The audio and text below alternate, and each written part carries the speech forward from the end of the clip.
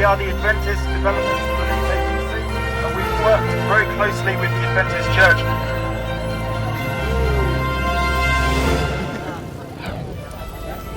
Isang recognized emergency response group ang ADRA o yung Adventist Development and Relief Agency, at kasama sa kanilang mga programa ay ang mga fundraising events na kagaya ng fun ride na ginaganap dito ngayon.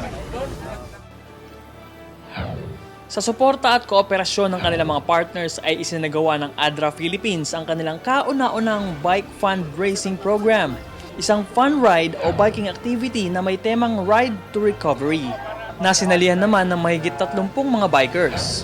Na ayon naman sa kanilang program director ay layunin ng event na ito na makaambag at masuportahan ang mga development projects na mayroon ng kanilang ahensya sa kasalukuyan. We are continuing with the projects that we have already started. The funds that we raise here are going to a number of projects that we have across the Philippines. We have a number of development projects in Iloilo, in Leyte. We actually have 3 across Leyte, one in Camarines Sur, and another project that runs across the 3 conferences, Central Busan Conference, Central Luzon Conference, as well as North Central Mindanao Conference. So those projects are being supported by this ride as well. Ibinahagi naman ng kanilang coordinator ang mga susunod pang mga programa ng ADRA. Mayroon po kami Ignite Night at saka gusto rin naming mag-follow up ulit ng ganitong fun ride. Yun po, Ignite Night next year, early February siguro. Tapos magkaroon din kami ng ganito rin either sa MOA siguro. Samantala, naatasan naman na isang motorcycle club upang sumabay sa mga kalahok na bikers at tiyakin ang kanilang kaligtasan. Kami po yung mag-guide sa kanila. At ako na rin po yung isa sa mga advisor ng grupo din bilang pastor.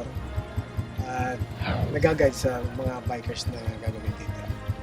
Maging masaya, maging matagumpay, at maitaas ang Panginoon sa lahat. Tinatayang higit sa 30 kilometro ang ruta o yung track na babagtasin ng mga bikers. Simula sa New Valley Bikers Park pataas hanggang sa barangay ng Kasili na halos malapit na sa Tagaytay proper. Kasama sa ruta ngang iyon ay mayroong 2 stations na dapat nilang mapuntahan. At pagkarating nga nila doon ay mag-uuna na silang pababa muli sa New Valley kung saan ay naroon ang finish line.